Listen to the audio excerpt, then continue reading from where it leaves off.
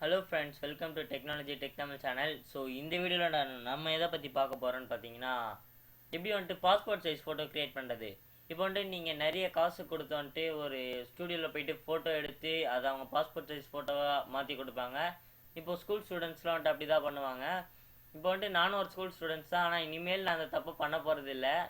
ஏன்னா ஒரு மொபைலில் வந்துட்டு ஒரு ஃபோட்டோ எடுத்து நம்ம அதை வந்துட்டு லேப்டாப்பில் வந்துட்டு நம்ம ஏற்றிட்டு அதை வந்துட்டு நம்ம எப்படி பாஸ்போர்ட் சைஸாக மாற்றிட்டு அதை வந்துட்டு நம்ம ஒரு பென்ட்ரைவில் காப்பி பண்ணிட்டு போய் அந்த ஸ்டூடியோவில் கொடுத்தா அவங்க வெறும் பிரிண்ட் அவுட் மட்டும் எடுத்து கொடுப்பாங்க. அதுக்கு ஒரு 10 ரூபா 20 ரூபா வாங்குவாங்க, அவ்வளோதான்.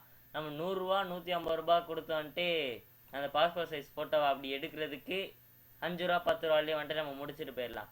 ஸோ அதுக்காண்டி தான் இந்த வீடியோ நான் அப்லோட் பண்ணுறேன். சரி வாங்க நம்ம வீடியோக்குள்ளே போகலாம். இப்போ வந்துட்டு அடோப் ஃபோட்டோஷாப் 7.0 வந்துட்டு நான் ஓப்பன் பண்ணுறேன்.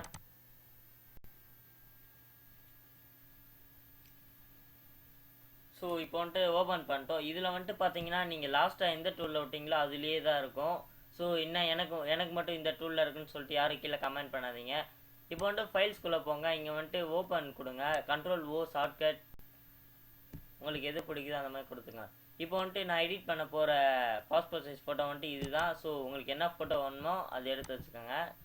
இப்போ வந்துட்டு இங்கே வந்துட்டு க்ராப் டூல் போய்க்கோங்க. க்ராப் டூலில் வந்துட்டு இது வந்துட்டு க்ராப் டூல்னு சொல்லுவாங்க. அங்கே கொஞ்ச நேரம் வச்சிங்கன்னா தெரியும். க்ராப் டூல் சி ஷார்ட்கட் அது கொடுத்தீங்கன்னா வந்துட்டு மேலே எப்படி இருக்கும். இப்போ மூவ் டூல் அந்த மாதிரிலாம் இருந்துச்சுன்னா அப்படி இருக்காது. இப்போ வந்துட்டு நீங்கள் க்ராப் டூல் கொடுத்தா தான் வந்துட்டு உங்களுக்கு இந்த மாதிரி வரும். ஸோ இதில் வந்துட்டு வித்து வந்துட்டு 1.5 வச்சுக்கோங்க. அப்புறம் வந்துட்டு ஹைட்டு 2 இன்ச் வச்சுக்கோங்க. எல்லாமே இன்ச்சில் வச்சுக்கோங்க. அப்புறம் ரெசல்யூஷன் 200. ரெசல்யூஷன் வந்துட்டு இன்ச்சிலலாம் வராது, வெறும் 200 மட்டும் கொடுங்க. அப்புறம் வந்துட்டு இங்கே பிக்சல் இன்ச்சு பிக்சல் சென்டிமீட்டர் இருக்கும், பிக்சல் இன்ச்சு கொடுத்துக்கோங்க. இப்போ வந்துட்டு இங்கே நான் கொஞ்சம் ஜூம் பண்ணிக்கிறேன் நல்லா தெரியுறதுக்காண்டி.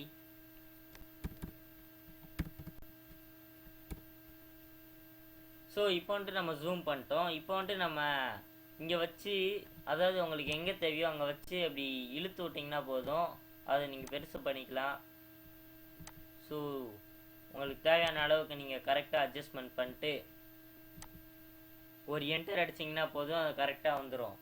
ஸோ உங்களுக்கு தேவையான அளவுக்கு அது கரெக்டாக இருக்கா, நடுவில் சென்டராக ஃபோட்டோ இருக்கான்னு பார்த்துட்டு இங்கே என்டர் அடிங்க. இப்போ வந்துட்டு எனக்கு கரெக்டாக வந்துடுச்சு, நான் என்டர் அடிச்சிட்டேன். இப்போ வந்துட்டு கொஞ்சம் ஜூம் பண்ணிக்கிறேன். கொண்டு ஜூம் பண்ணிட்டு இப்போ வந்துட்டு நீங்கள் Ctrl+A கொடுங்க. அதாவது செலக்ட் ஆல். Ctrl+Aனா செலக்ட் ஆல். இப்போ வந்துட்டு Ctrl+T கொடுங்க. டீ கொடுத்துட்டு இங்கே வச்சு பண்ணாதீங்க. இங்கே வச்சா இந்த ஆரோ பிளெண்ட் ஆன மாதிரி இருக்கும்.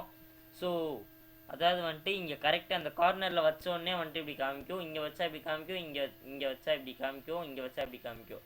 ஸோ கரெக்டாக அப்படி வச்சுட்டு லைட்டாக அப்படி மூவ் பண்ணுங்கள். இப்படி கரெக்டாக மூவ் ஆனோடனே உங்கள் கீபோர்டில் up and down button press பண்ணிவிட்டு நீங்கள் வந்துட்டு மேலேயும் கீழேயும் மாற்றிக்கங்க.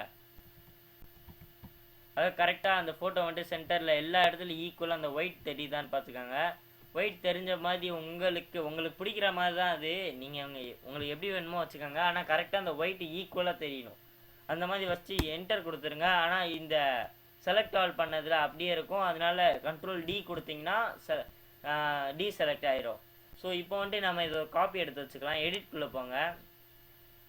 இங்கே வந்துட்டு டிஃபைன் பேட்டர்ன் இருக்கும். டிஃபைன் பேட்டர்ன் கொடுத்துட்டு இங்கே உங்களுக்கு தேவையான எதாவது நேம் போட்டுக்கோங்க. நான் எக்ஸாம்பிளுக்கு 1 2 3 4 போட்டு என்டர் ஓகே கொடுத்துட்றேன். இப்போ வந்துட்டு நம்ம இதை வந்துட்டு பாஸ்போர்ட் சைஸ் ஃபோட்டோவை கிரியேட் ஆயிடுச்சு. ஆனால் நம்ம பிரிண்ட் அவுட் எடுக்கிறப்போ வந்துட்டு ஒரு ஃபோட்டோ மட்டும் நம்மளுக்கு வந்தால் அந்த பேப்பரே வேஸ்ட்டாக போயிடும், நம்ம காசும் வந்துட்டு வேஸ்ட் ஆகும். ஸோ வந்துட்டு இப்போ நம்ம ஃபைல்ஸ்குள்ளே போகிறோம். நியூ ஃபைல் ஒன்று ஓப்பன் பண்ணிக்கோங்க. Ctrl+N shortcut. ஸோ இப்போ வந்துட்டு இதில் வந்துட்டு நம்ம இன்ச்சஸில் வச்சுக்கோங்க. இது வந்துட்டு பிக்சலில் இருக்கும், இன்ச்சஸில் வந்துட்டு இதை நம்ம மாற்றிக்கலாம். இப்போ வந்துட்டு வித்து வந்துட்டு பார்த்தீங்கன்னா நம்மளுக்கு 6 வச்சுக்கோங்க வித்து. அப்புறம் வந்துட்டு ஹைட் வந்துட்டு 4. அப்புறம் வந்துட்டு ரெசல்யூஷன் 200. இங்கே வந்துட்டு RGB ஒயிட் அது எல்லாமே அப்படியே இருக்கட்டும். நீங்கள் இந்த பிக்சல் சென்டிமீட்டர் இருக்கும், அது பிக்சல் இன்ச்சஸில் மாற்றிக்கோங்க. அது வந்துட்டு அது இப்படி இருந்தாலும் இருக்கலாம், இப்படி இருந்தாலும் இருக்கலாம், அது நீங்கள் யூஸ் பண்ணதை பொறுத்து. ஸோ இந்த மாதிரி வச்சுட்டு இங்கே வந்துட்டு ஓகே கொடுத்துட்டிங்கன்னா நம்மளுக்கு வந்துட்டு அந்த சீட்டு, அதாவது இதுதான் வந்துட்டு அந்த ஃபோட்டோ எடுக்க போகிற அந்த சீட்டு, அந்த பேஸ்ட் பண்ணி கொடுப்பாங்களே ஒரு பிரிண்ட் அவுட் எடுத்து கொடுக்குற சீட்டு, இது வந்துட்டு சைஸோட இது. ஸோ இப்போ வந்துட்டு நம்ம இதை வந்துட்டு இது பண்ணலாம். ஸோ இதை வந்துட்டு நம்ம இங்கே வந்துட்டு இதை நம்ம இங்கே கொண்டு வரலாம். அதுக்கு வந்துட்டு இப்போ நம்ம எடிட்குள்ளே போங்க. எடிட்குள்ளே போனீங்கன்னா வந்துட்டு இங்கே ஃபில்லுன்னு இருக்கும். ஸோ நம்ம அங்கே டிஃபைன் பேட்டர்ன் ஒன்று சேவ் பண்ணோம்ல, இப்போ வந்துட்டு அதை தான் நம்ம இதை பண்ணணும். அந்த ஸ்டெப்பு பண்ணாமல் விட்டிங்கன்னா இங்கே வந்துட்டு அந்த ஃபோட்டோ வந்துட்டு வராது. ஸோ இங்கே வந்துட்டு எப்பயுமே ஃபோர் கிரவுண்ட் கலர் தான் இருக்கும். ஃபோர் கிரவுண்ட் கலர் இருந்தால் கஸ்டம் பேட்டர்ன் அது எனேபிள்லேயே இருக்காது. ஸோ இதை வந்துட்டு நீங்கள் பேட்டர்னில் மாற்றிட்டிங்கன்னா இங்கே வந்துட்டு கஸ்டம் பேட்டர்ன் எனேபிள் ஆகிடும். ஸோ இங்கே வந்துட்டு நீங்கள் எடிட் பண்ணி வச்ச ஃபோட்டோ, அதாவது இப்போ நம்ம எடிட் பண்ணி வச்சோம்ல அந்த ஃபோட்டோ, நீங்கள் என்ன எடிட் பண்ணுறீங்களோ அந்த ஃபோட்டோ இங்கே வந்து சேவ் ஆகிட்ருக்கும். ஸோ அதுக்கு தான் அங்கே நம்ம சேவ் பண்ணுறது. அதை வந்துட்டு நம்ம கரெக்டாக அங்கே சேவ் பண்ணிட்டோன்னா இங்கே கரெக்டாக வந்துடும். ஸோ இதை வந்துட்டு நம்ம இங்கே ஓகே கொடுத்துட்டோன்னா அது வந்துடுச்சு. ஸோ நம்மளுக்கு வந்துட்டு ஒரு அழகான பாஸ்போர்ட் சைஸ் ஃபோட்டோ ஒன்று க்ரியேட் பண்ணிட்டோம். ஸோ அவ்வளோதான் இந்த வீடியோ. இந்த வீடியோ உங்களுக்கு பிடிச்சிட்டு இருந்தால் லைக் பண்ணுங்கள், ஷேர் பண்ணுங்கள், மறக்காமல் டெக்னாலஜி டிக் தமிழ் சப்ஸ்கிரைப் பண்ணுற. Thank you and see you in another video.